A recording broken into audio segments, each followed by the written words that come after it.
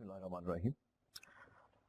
So let me begin with a little recap from what we did the last time, because we'll need a little bit of continuity in this session. We're going to continue the same on the same idea. So the statement, the first statement that we read was Quran is a book which emphasizes deed rather than idea. What we discussed about it, first of all, was that it is a statement of priority, a comparative priority, that Quran stresses and concerns itself more with deed than it does with idea. Then we defined these terms very briefly. Deed, we have reason to believe, was a contact or an exposure by way of an outward activity. So this is quite a broad definition. Of course, we can qualify it further. We can, for example, add purposefulness to it. We can say that deed is an exposure or a contact or interaction by way of a purposeful activity, or an activity that has a goal or that has a purpose to it. So for example, if I'm just mindlessly, casually knocking on this table, it would be a deed according to the first definition, but not a deed according to the next definition, which is most usually what philosophers mean when they talk about deed. They talk about some purposeful activities. Idea, we had the reason to believe that idea is any mental activity, the intellectual pursuits. We excluded faith from idea, we knocked it out, and added it to a third category, the state. So idea included all things which are mental, like ideation, philosophization, theorization, arguments, imagination, speculation, all these things, they constitute this category that we call idea. And faith is a state which we hold on to with firmness and endurance and higher conviction than we do usual ideas. We also looked at some arguments why faith couldn't be part of the ideas. One was that if faith was, for example, a thought, then that is all that it would be. Thoughts come and go, and they do not enjoy that sort of firmness and that sort of conviction that faith does. Similarly, if faith had an essential element of reason, then it would boil down to knowledge. And we know that faith is not knowledge. Faith is not expected to provide that kind of evidence which is required of knowledge. And then, of course, it was simple enough to show that faith cannot be a deed, because we talked of some examples in which case a faith would not warrant any sort of character transformation or any particular kinds of activities. So this was the brief picture that we discussed last time. Anything missing from here? Sorry? Experience. We also discussed experience, and we just, if you remember the last time, we let it loosely hang here next to deed.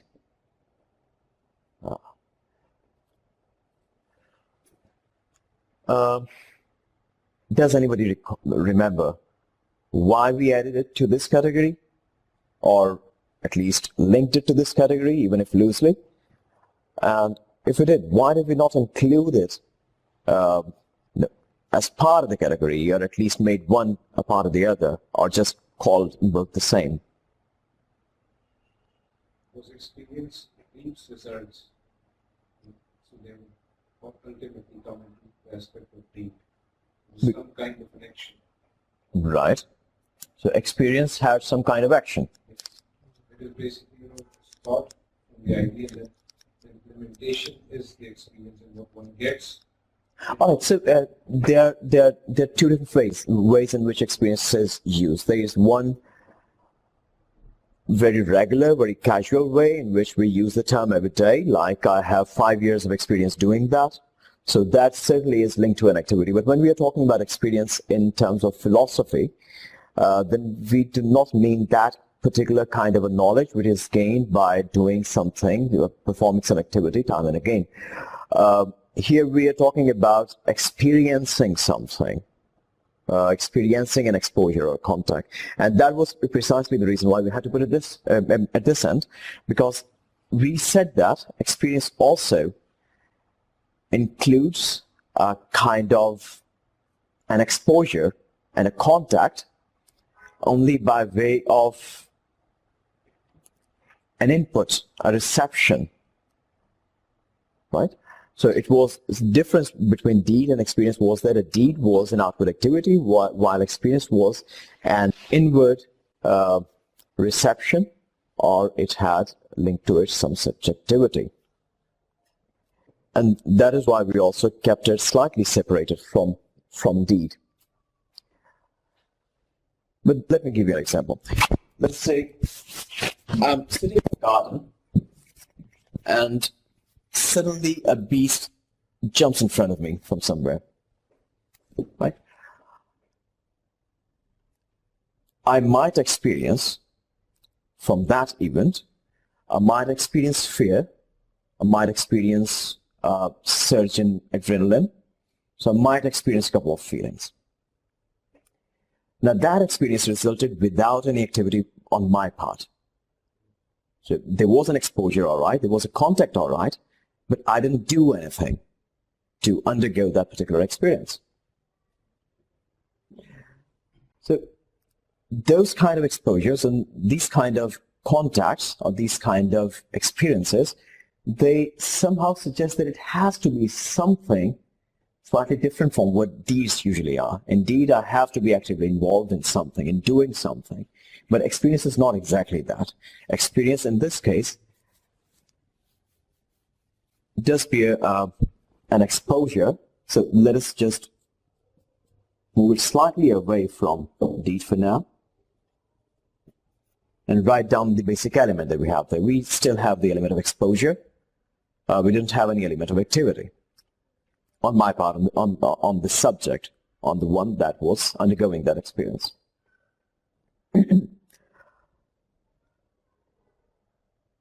Two more questions in this regard. Given the same exposure to a group of people, now let me extend the same similar kind of example. Say there's suddenly that you all see a spider crawling on this table. Now this is a very similar exposure to all of you. Would its experience be the same for you as well? Would everybody experience the same thing? No, it's very obvious. For some of you, particularly one who has been bit by a spider in the childhood, probably he would experience fear. Somebody might experience excitement. Somebody might experience a heightened flow of adrenaline. And somebody who has been playing with spiders like myself would probably experience playfulness even, or nostalgia. So experience, given the same kind of exposure, given the same kind of contact, experience could be different, could be very different. Another question. If I take something that is usually not considered alive, let us say if I throw a hammer on a nail, I won't say machine, I know where you take that discussion. So if I throw a hammer to a nail, and to preempt any panpsychism in the room, let me put it very clearly that hammer does not have any consciousness. Given that condition, if I throw hammer on the nail, will it be right to say that hammer experienced something?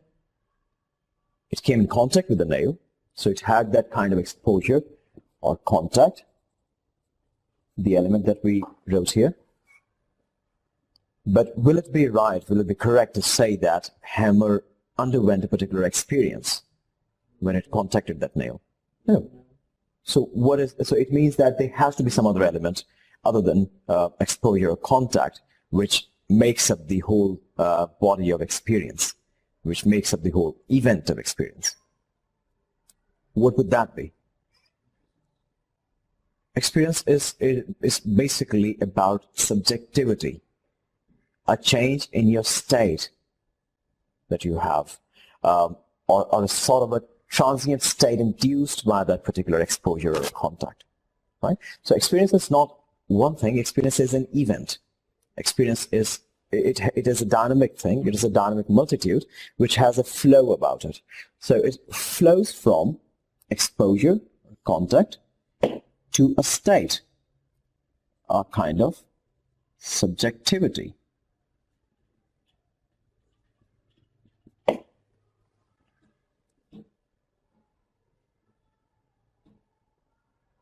So the experience that we are talking about, that we are deriving from exposure, is part of the state, which in turn is linked with somehow with faith. Let us say both faith and that subjectivity, which undergoes a particular experience, they belong to the same category for our purposes. So they both have something to do with the state, with our, for example, a feeling. Like faith has a feeling of trust or a belief in something or of something's existence or someone's existence. This experience gives us, induces a particular kind of a feeling or a state or subjectivity, which we hold and which we experience and which we undergo. So it's very essential because we were in the business of defining these terms to their very basic essential elements. So in terms of the essential element, faith is, experience is a subjectivity. It has a subjectivity to it at its core. So let me ask you, is that the end of experience, or does it proceed any further from there? To? Proceeds to what? Proceeds to faith. It adds up to your knowledge. Mm-hmm. The next time it may become a deed, a trigger from inside. Sure, I understand sure. I think in psychological terms, experiences, the source of the experiences in the environment, that we can say stimuli, where the deed is that you are motivated from your inside. So that is a very good point. Of course, all the experiences and all these states, for that matter, they affect each other. Experiences get affected by previous experiences as well. For example, like we said, that if one of you has been bitten in the childhood by a spider, your reaction, your response to seeing a spider crawling that little creepy crawly thing on the table, your reaction will be very different from a person who has been playing with the spiders. So experiences do change our state, do shape our state to have more experiences in a particular, in a very specific manner. So that is true. It is called continuity. Dewey, for example, has written a lot about this. And similarly, all these different states, like we also discussed the last time, that any deed and any thought, any idea would further change your state a bit. Right? It could be the permanent state, it could be a transient state. And your state will give rise to different ideas and deeds. So all these things are connected. They are in a flow and they are a continuum. We are not really saying that they are disconnected from each other. But my question right now is more in terms of defining the full body of experience. So the full body of experience, does it stop here? Or is there more to experience after this, after having that kind of subjectivity? What ensues from that subjectivity, from that subjective appropriation, if you like, from that subjective induction of that particular exposure, is its conscious awareness, its conscious realization. So experience does not only stop at being merely a feeling, it then proceeds further to a full conscious perception, if you like, or an awareness.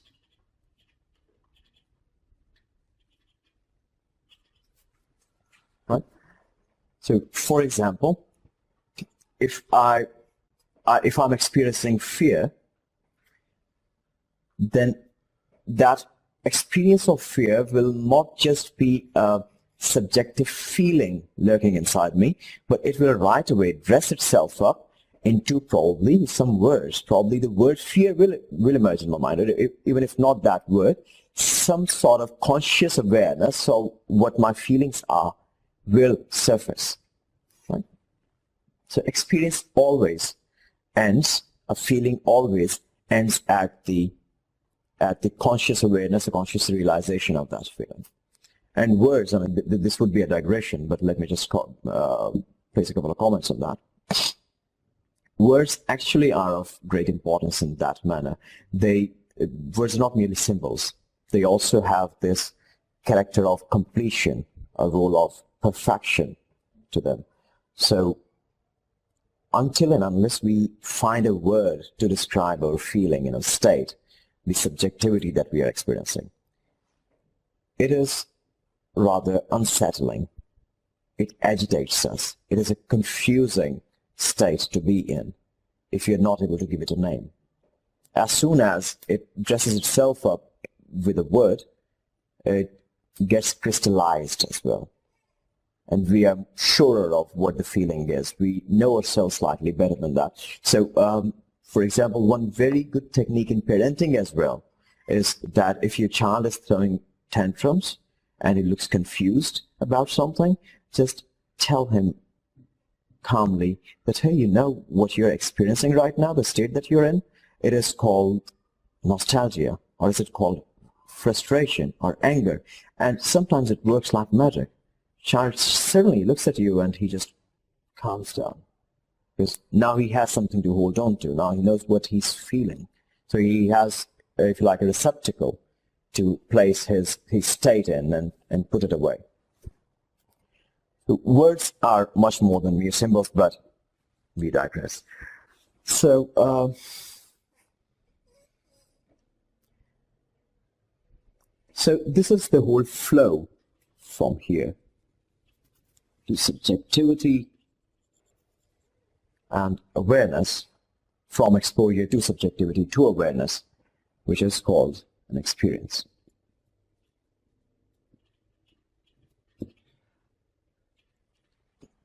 Now another question. Is an exposure really necessary to experience something? I might be experiencing a thought. I might have a thought, a memory, and that memory or thought might fill me up with disgust or with nostalgia or with happiness or anything, or inspiration. Right? I might even be experiencing a state of happiness for no apparent reason.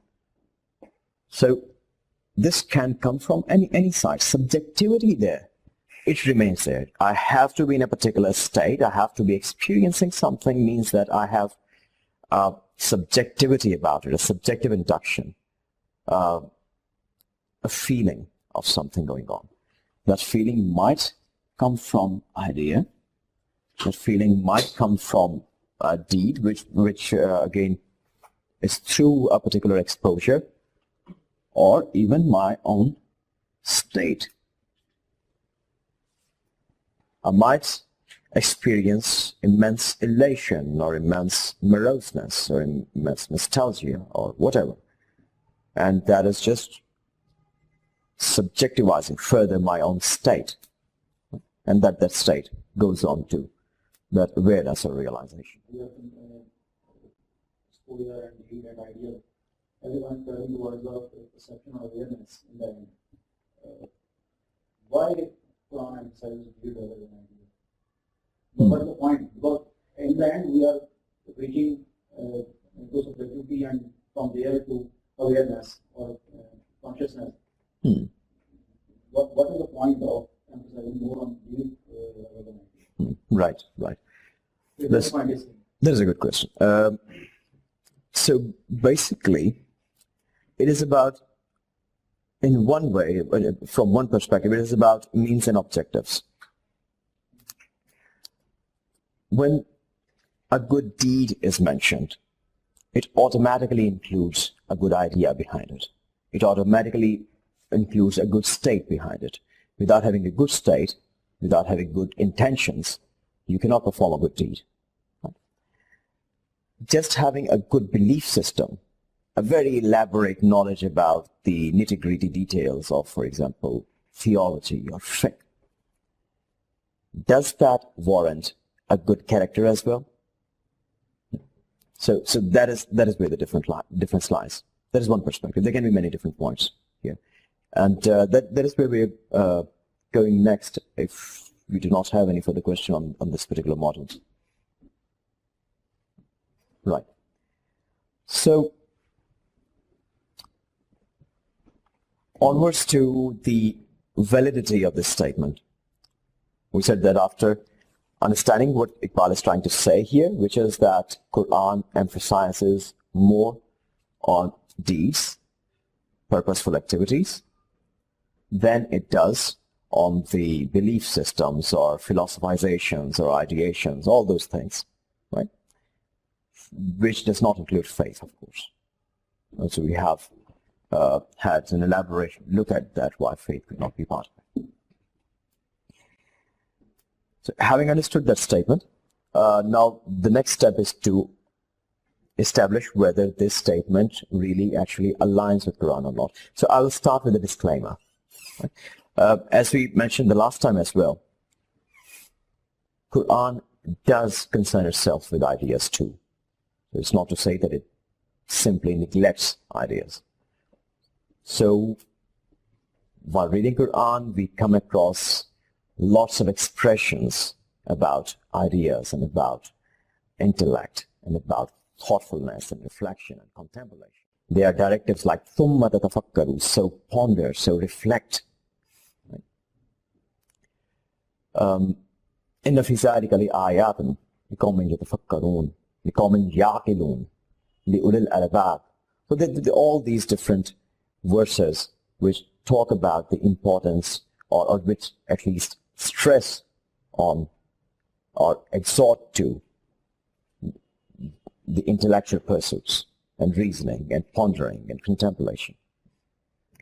And then there are these verses which, for example, which you were probably trying to point to when you said God. I just did not want to put God as such in the category of idea, but you were very right, for example, about the verses such as Allahu Nur as-Samawati wal Ard.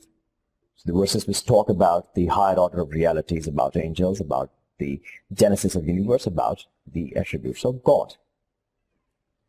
The last verses of Surah Al-Hashr. هو الله الذي لا إله إلا هو عالم الغيب والشهادة هو الرحمن الرحيم, till the very end of the surah. And then there are also verses about the reasoning. For example, bring a reason if you are truthful. So having said that, there is one criteria to see where the real emphasis is.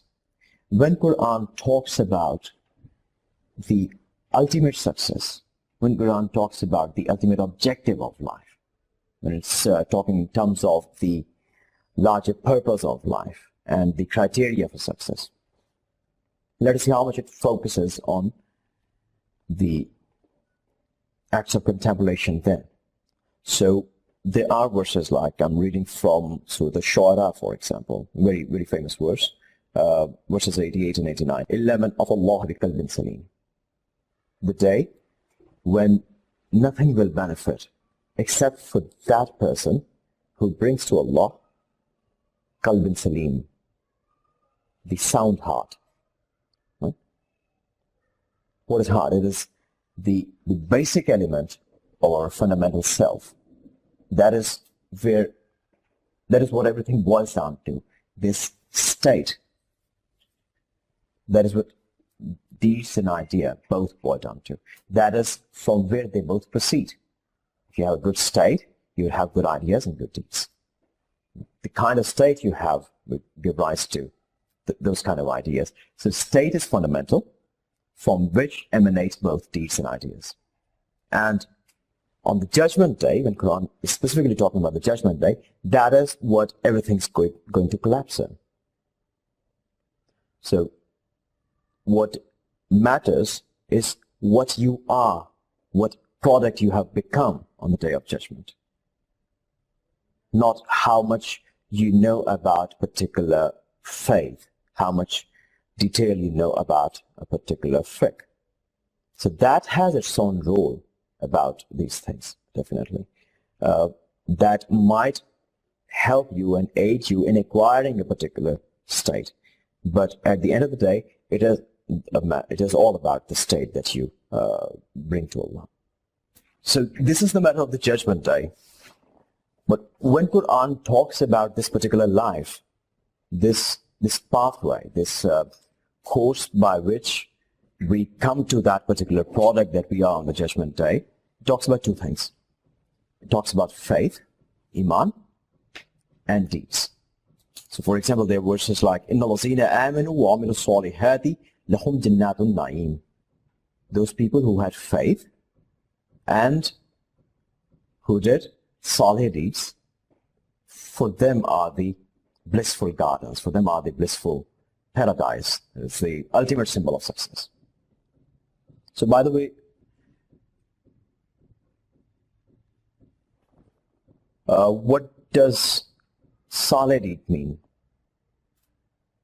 Another digression, I know, but just that we stumble upon this word. Virtuous deeds. Deeds in good faith. Deeds in good faith, yes. So ultimately that is the intentions and the objectives, probably those are going to be criteria. Salih deeds are those which strive to restore the order in things, which strive for an ideal state, let us say. So any environment that you go in, wherever you go, whoever you meet, whatever you touch, if you are improving that thing, if you are changing that thing for a good cause, if you are inspiring a person to be an even better person than before, whoever you're meeting, if you are improving your environment wherever you are, these are all salih deeds. And there are other perspectives on this as well, of course. So similarly, Surah Al-Asr, that is the ultimate summary of what is the criteria for avoiding the loss. وَالْعَصْرِ إِنَّ الْإِنسَانَ لَفِي خُسْرٍ. So, without a doubt, human is in loss. إِلَّا الَّذِينَ آمَنُوا وَعَمِلُوا الصَّالِحَاتِ وَتَوَاصَوْا بِالْحَقِّ وَتَوَاصَوْا بِالصَّبْرِ. So, except for those people, again, who had faith, so this thing, and who did salih deeds. And then the next two parts of the criteria, obviously, if we think about it, they're also about deeds. So you're not only doing good deeds yourself, but also bil-haqqi, you're also inspiring and motivating and exhorting and appealing others to this similar kind of a state and deeds, to their rightfulness. And what also is sabr, and perseverance and determination on that path, because this path is going to have a fair share of troubles and difficulties. So the focus when Quran is talking about the larger objectives of life is not on the belief system as such, but it is about the good deeds. Obviously, if you have a good belief system, that is going to help somehow in good deeds as well. But there is a point where it does not matter really the kind of petty conflicts in which we so readily engage ourselves in every day about fiqh and about the theological school of thought, about the creeds. Those are hardly ever found in Quran when it's talking about the larger scheme and larger concepts. Similarly, there is another term used in Quran very often, very frequently, in related to, again, these themes about the larger objectives of life, which is taqwa. So it talks about وَاتَّقُوا لَعَلَّكُمْ تُفْلِحُونَ. So taqwa in its every definition is either about a particular state, a state of mindfulness, a state of prudence, or it's about a particular mode of action, a mode of deeds related to that particular state. So وَاتَّقُوا لَعَلَّكُمْ تُفْلِحُونَ. Be mindful, be fearful of Allah, so that you can be successful. Success, the ultimate success. Quran mainly uses two terms for this, falah or fawz. So it can be a very good exercise to find different verses which are using these two terms, which are talking about success in any other manner, and see what criteria Quran is putting across and what ideas Quran is talking about in those particular verses. One last thing that I'd like to look into is those verses which actually make idea their subject, which talk about fikr. What are they exactly talking about? What kind of ideas are they actually addressing? So some of those, for example, Surah Al-Baqarah, verse 219, from which I quoted earlier, which ends at لَعَلَّكُمْ تَتَفَكَّرُونَ. It's talking about contemplation and reflection. So this is the word that actually addresses a question, an inquiry from people regarding charity. People asked, of what or how much should we spend in charity, in donations? And this is the famous verse which said, all the surplus that you have, all that is left after your basic needs are met, that constitutes the pool, that is the candidate lot from where you have to spend the charity. And similarly, this verse also talks about drinking, and it also talks about betting. And the way that it talks about them is that drinking and betting, they have some benefits in them as well, but they harm grossly, their ill effects grossly outweigh any benefits that you can have from them. So this verse is not really passing any particular direct judgments. It's not about directives. It is giving you very clear choices. It is making things very clear for you. And that is what it says, that this is how Allah makes His signs and His verses clear for you, His ayat clear for you. And so that لَعَلَّكُمْ تَتَفَكَّرُونَ, you can reflect. Reflect into what? Reflect and weigh this life with the hereafter and decide your position between them. Decide where you want to invest yourself most. So you have all these different choices made very clear in front of you, and you have to position yourself between them wherever you want to. So contemplate and decide where you want to position yourself. It is your judgment. Right? So basically, it turns out that this particular verse that was talking about ideas is also mainly about deeds. It's also about the charity and donations and how you want to decide what you want to do and what state you want to acquire at the end of the day. So similarly, there are verses like إِنَّ فِي خَلْقِ السَّمَاوَاتِ وَالْأَرْضِ وَاخْتِلَافِ اللَّيْلِ وَالنَّهَارِ لَآيَاتٍ لِأُولِي الْأَلْبَابِ. So there are signs in the creation of the skies and the earth and the interchange of nights and days for people of understanding. So this particular verse is in a way motivating and inspiring you to engage with the environment in different ways. There are signs for you. Look around. Engage with your environment and engage with the universe. Right? It is more about, it seems, more about the empirical contact and exposure to the universe rather than pure ideas. And then it continues, الَّذِينَ يَذْكُرُونَ اللَّهَ قِيَامًا وَقُعُودًا وَعَلَى جُنُوبِهِمْ وَيَتَفَكَّرُونَ فِي خَلْقِ السَّمَاوَاتِ وَالْأَرْضِ رَبَّنَا مَا خَلَقْتَ هَذَا بَاطِلًا سُبْحَانَكَ فَقِنَا عَذَابَ النَّارِ. Those people who standing and sitting and on this side, they remember Allah and contemplate into the creation of the earth and sky. And what does that contemplation lead them to? An inspiration.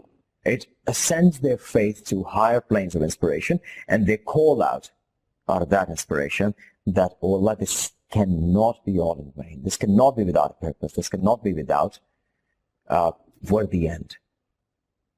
So again, this contemplation is mainly about this faith. It's about faith. It's not about a belief system. So this is not to say that there are not verses about the belief system. There are verses which can be argued that they are more targeted, more focused on the ideas rather than faith or deeds or other empirical exposure to the universe or experiences.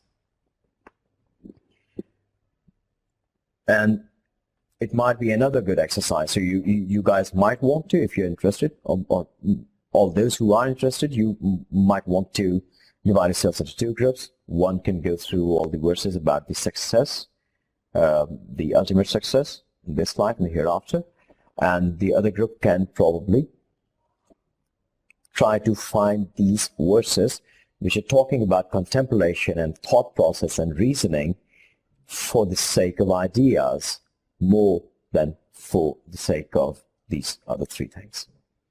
And you'll be surprised to see how those things which concern us the most nowadays to a large population of Muslims, the elaborate, detailed theological systems and the very elaborate details of fiqh, which are of importance, but which lead us to engage in huge conflicts, they are not really the highest priority in Quran, which in turn and instead puts the highest value on character and attitude. In words of Iqbal, once again, the ultimate goal of ego is to be something, not to see something. So this kind of shows very clearly that this particular statement with which Iqbal starts his book is well in line with the priorities of the Quran. And it is very well corroborated by all the different verses that we saw. Now the last question remains about the statement why Iqbal started his book on ideas with such a statement which undermines ideas outright. Very simple answer. It is an acknowledgement. So he is acknowledging right in the start that, okay, I know what the actual regular general priorities are in Islam and in Quran, and those are certainly not this kind of philosophization and the development of ideas that I'm going to do in the rest of the book. But, and he starts from the next statement, to lay out the reasons which have made this sort of task a rather urgent task in today's times and circumstances. So that we will take a look at next time, the next statement and the rest of the preface. Hopefully, maybe we won't be able to complete the whole preface, but still we will work our way significantly into it. Any questions?